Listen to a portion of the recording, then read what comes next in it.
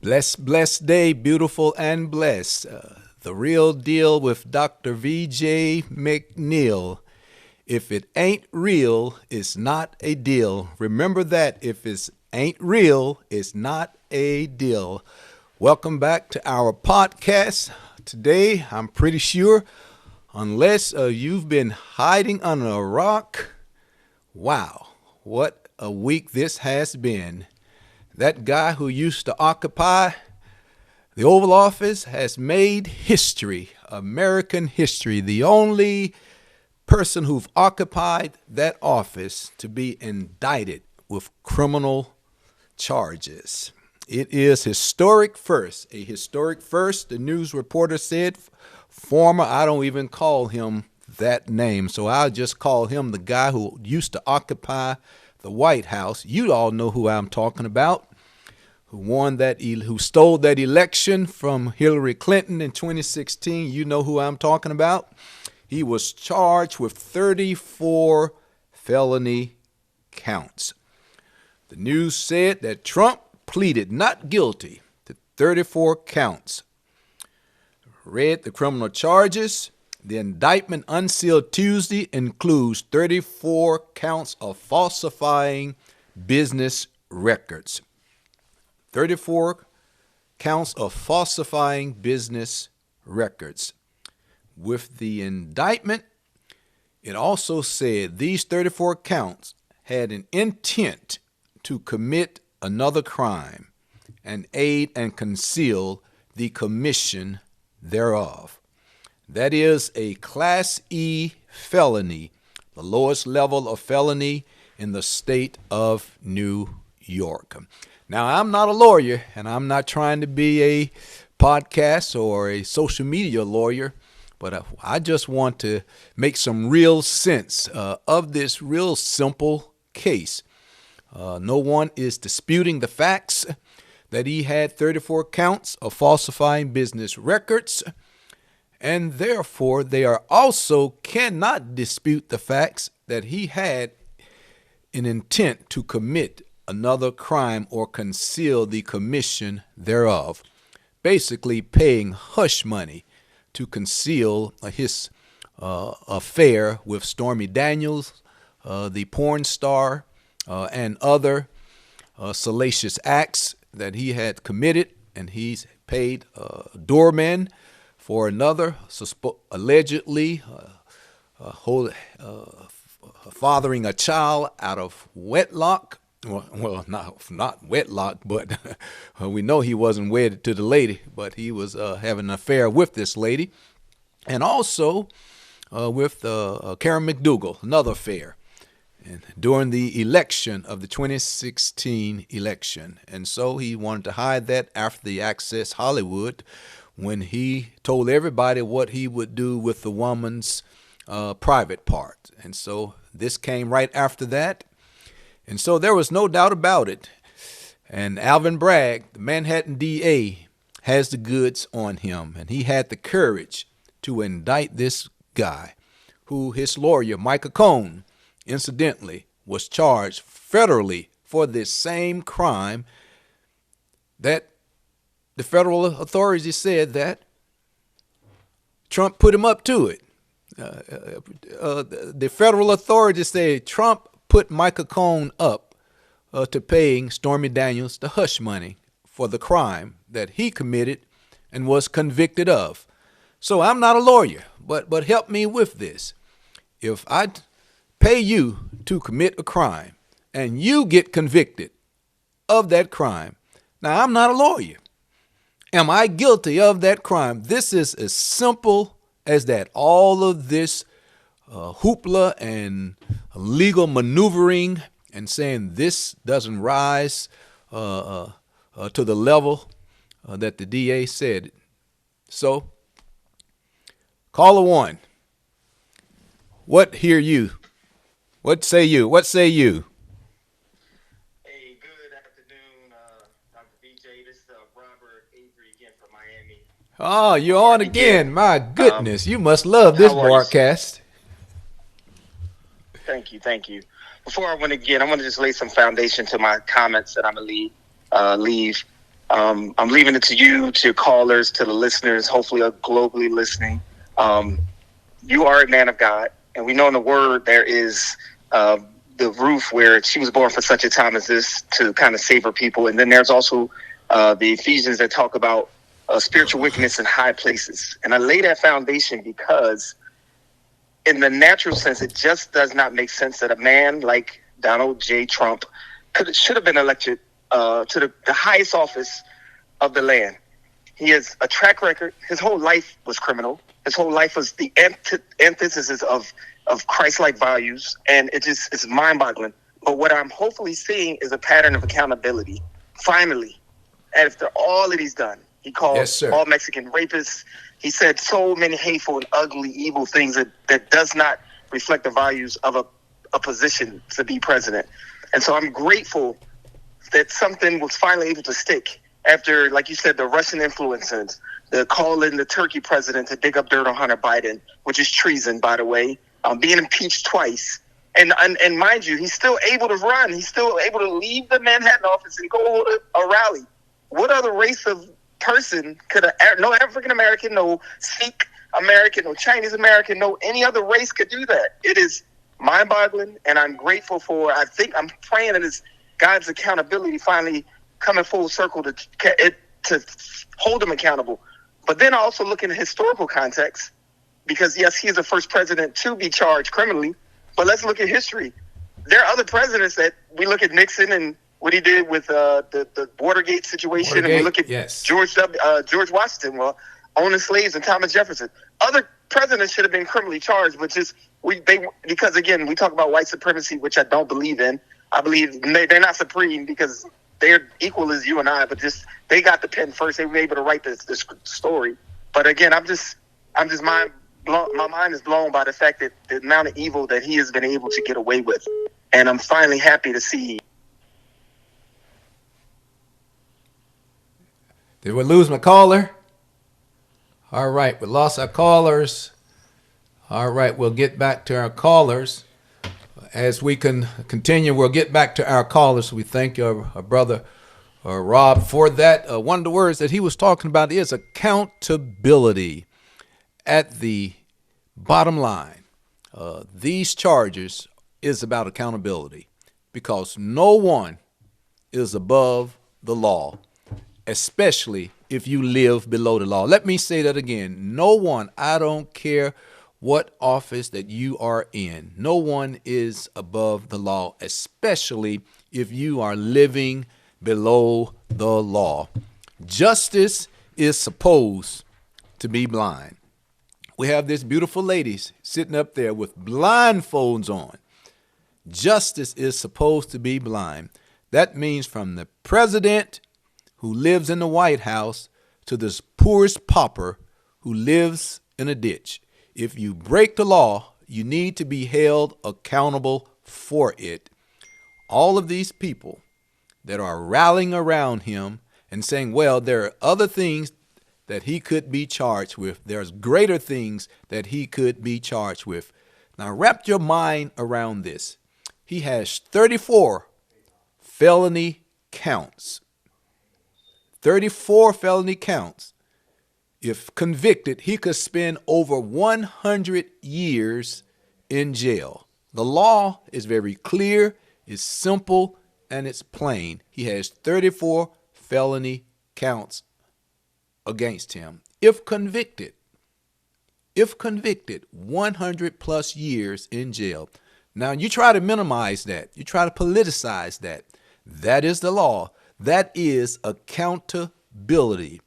How ironic and how hypocritical is it? Those who are mainly supporting him are his Republican Party pundits and people who have supported him no matter what he's did over these last, since 2016. He did a host of things, but they call themselves the Party of Law and Order. How hypocritical can that be? I am the party of law and order, and you have the most lawless person who ever stepped foot in the Oval Office, and you are continuing to support him and his lies and his lawlessness. Wow. I think we got our callers back. Brother Rob, you still there? Okay, I just want to wrap up with you. All right, I want to Yes. wrap it up with you. So we got another caller. I just want to Yes. highlight one of the things that you said was about accountability. I just went on a spiel Good. from that. You hit it at the baseline, at the bottom line. Everyone, and especially those of us who are in leadership, we need to be held accountable. Much is given, so much more is required. It's not much is given, and so I'm going to allow you to do less. If you're in a high office, you should be above reproach as a leader. And so accountability comes to rest. This reminds me of something one of my old deacons, well, he still is my deacon, Deacon John Folkman always says, you can get by with it for a while, but you cannot get away with it forever. And now that criminal is finally caught. He got by with so much other things that he should have been convicted of, but he's not getting away. He has been indicted. And that will be on his resume for the rest of his life, whether he's convicted or not. He has been indicted. The only one. You made history, Trump. All right. Absolutely. Can I close with this? Yes. One last thing.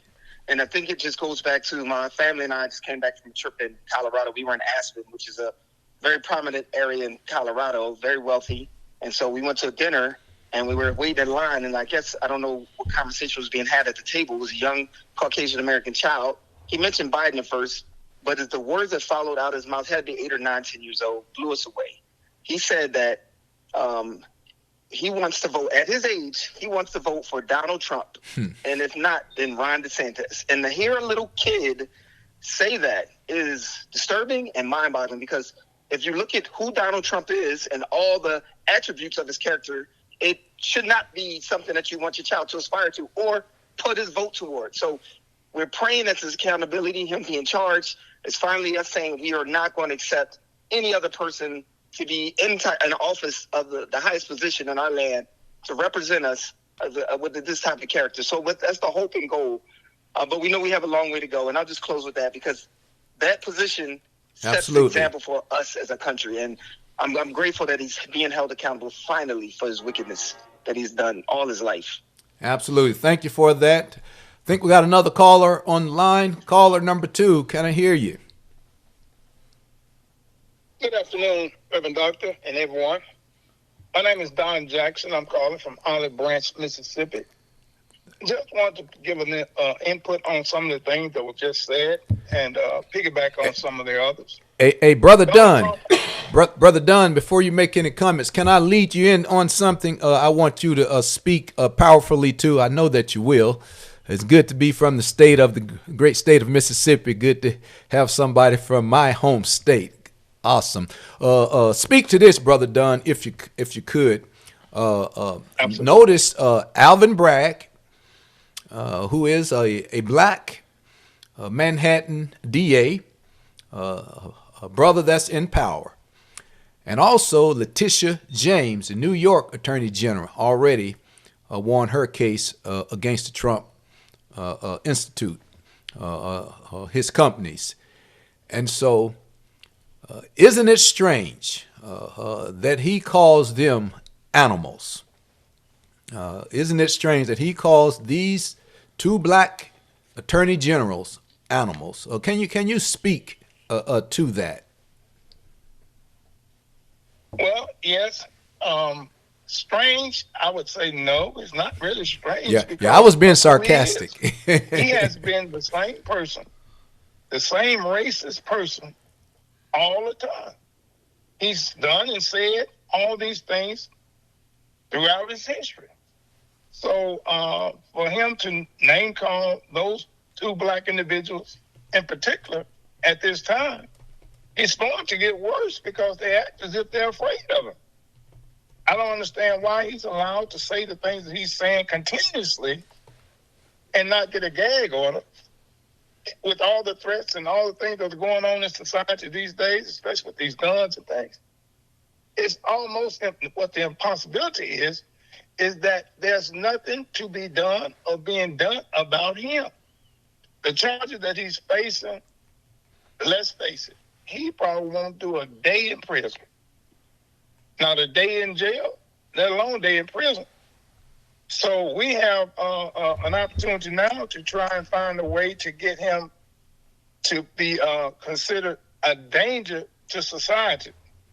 And if someone doesn't hurriedly do that, it's going to get worse and somebody's going to end up getting hurt. More than likely, those same black people that he's name calling.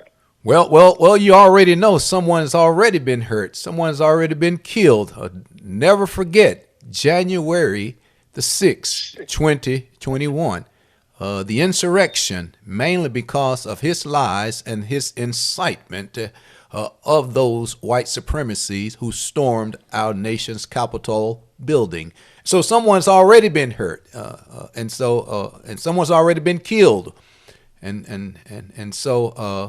but those who are supporting him, they are supporting not just him as a person, but they're supporting what he stands for. He stands for white superiority, white privilege, or white hegemony, white control of this nation. That's what he stands for, and that's why even his so-called white enemies like DeSantis and Mitt Romney, all of them are supporting him in this, not holding him accountable to the letter of the law, because they too are white males and they want to hold on to the power. That is the most sinister thing about it, because you have two black people who've already had the courage in executing the charges that they raised their hand, the right hand, to execute that authority over them and execute justice blindly, irregardless of who is in the office. But I believe the animus towards Alvin Bragg, and also the animus that's toward Letitia James, she is a black female. He's a black man. What white supremacy think is the lowest on the totem pole, and they had the unmitigated gall, the audacity to get their great white hope, the highest person with position, Donald Trump, to bring him down. And so I think that's a lot of the animus, calling them animals and all other sorts of things. Go ahead and give me some of your final points, brother. Well, I also want to add that at this time we have a situation in Tennessee, and the Republicans in the state house in Tennessee are following Donald Trump's lead as well. And the fact of the matter is that they had these individuals in the state house, Democrat, black in particular. They wanted to disband them from office because they're wanting new gun laws. Yes. However, they're comparing them as the insurrectionists who they love and inspire. I'm not understanding the fact that they're comparing them to be so terribly bad for wanting gun laws, whereas the insurrectionists hurt and kill those famous blue lives that they so love. So I'm just not understanding the logic behind, other than they govern through hatred and division. Well, what's happening, brother Dunn? It's called hypocrisy. Hypocrisy is knowing the truth, but denying the truth. And that's why I call this podcast The Real Deal, because we get to the truth. I'm unapologetically a Christian, and Christ is the truth. And so when you deny the very presence of the truth, you look the truth in the face and you know it's the truth, but the hypocrisy of it is that you deny the truth. And that's what they are doing. And that's why it is so dangerous and even deadly to have these people in office. Anything else you want to say? I know you've been hot on this, and so go ahead and speak your piece.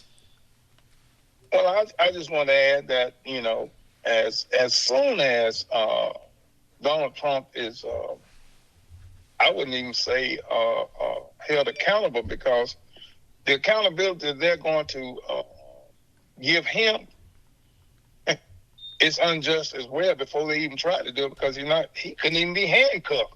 He couldn't even take a mugshot. Whereas we have a black man, well, two black men in particular, incarcerated for the most dumbfounded things that possible. Got a man doing life for stealing $9 in Alabama. Got another brother doing 50 years for stealing a slab of ribs. And this man can't get handcuffed. He stole documents. Yes. Hundreds of them. They found them in his possession. He can't even get arrested, not even for possession of stolen documents.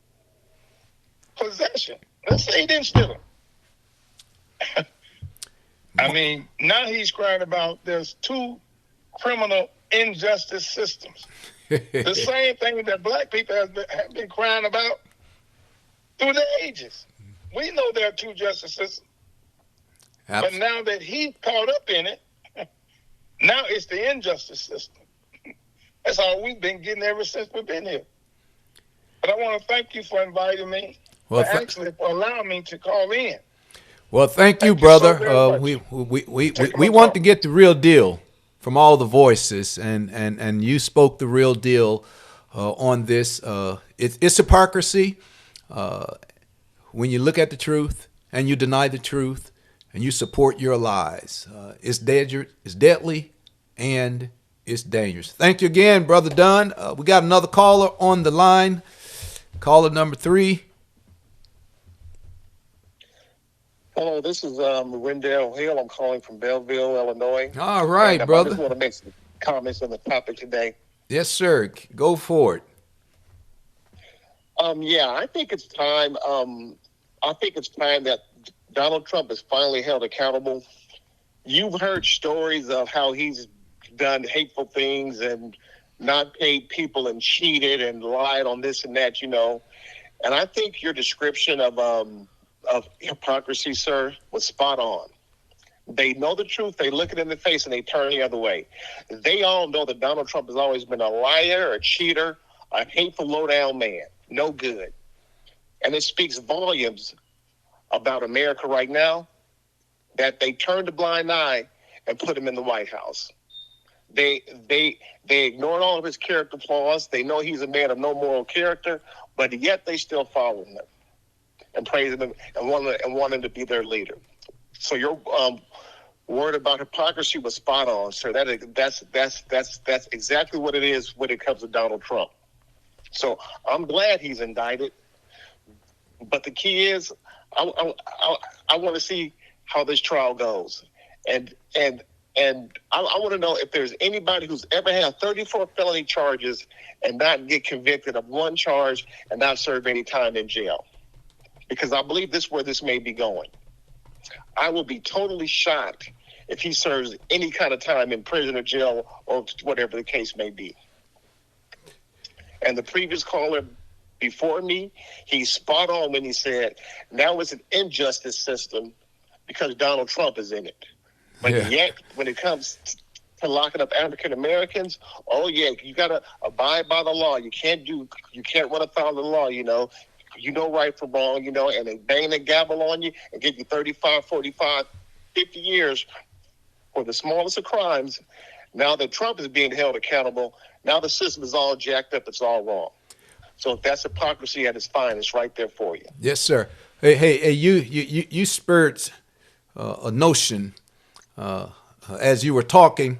I typed in justice is supposed to be blind, but we are not supposed to be blind to justice. Justice is supposed to be blind, but we are not supposed to be blind to justice. That means simply that it doesn't matter who you are, what your position, how much power, how much prestige, how much popularity that you have. If you run affront of the law, you should be indicted for that affront to that law. I don't care if you're the president. I don't care how minuscule it is. And 34 felony counts is not minuscule. He could be in jail for over 100 years for those counts. And so that's not minuscule. So let's stop that narrative. CNN and Fox and everybody else. It's not, don't minimize that. If I had 34 felony counts against me, I could be with over 100 years in the pen for breaking the law. Justice is supposed to be blind. That means everybody should be held accountable for their transgressions against the law. But we are not supposed to be blind to justice. I want to ask one more thing here. I know you're a man of faith. So what do you say about white evangelicals' support of this criminal and woefully amoral person? You know what? I think that's the saddest thing of it all. I go to church. I know you're a man of faith, and to see those evangelicals back a man of his character, not just now, but from the beginning, I think it's pitiful. I think it's a shame. I've never seen anything like it before in my life, to where all these pastors and preachers want to get behind Donald Trump like he's Christ-like individual, when he's low down, hateful, talks down towards other people, and it's been shown and proven that that's the type of character he has, and that's the type of man he is. But yet they stood behind him and propped him up, and some even claimed he was sent by God to save the U.S. from whatever, which is a bunch of garbage. I think it's pitiful that these so-called evangelicals have the nerves to back a man like Trump when he paid hookers, when he's cheated people, when he said those things he said in the media, when he was running for his campaign. When he was running his campaign prior to being elected. I think it's pitiful. I think it's a shame. And it's just, I've never seen nothing like it before in my life, sir. Never seen nothing like it before in my life. That a man like Trump could be backed by that many so-called pastors and church folks that they would back a man like that. I can say a whole lot more, but I just don't understand that at all. Absolutely. As a pastor, as a Christian, it boggles my mind. If Barack Obama, whom I love, whom I voted for 2 times, if he had that type of character, I will be saying the exact same thing.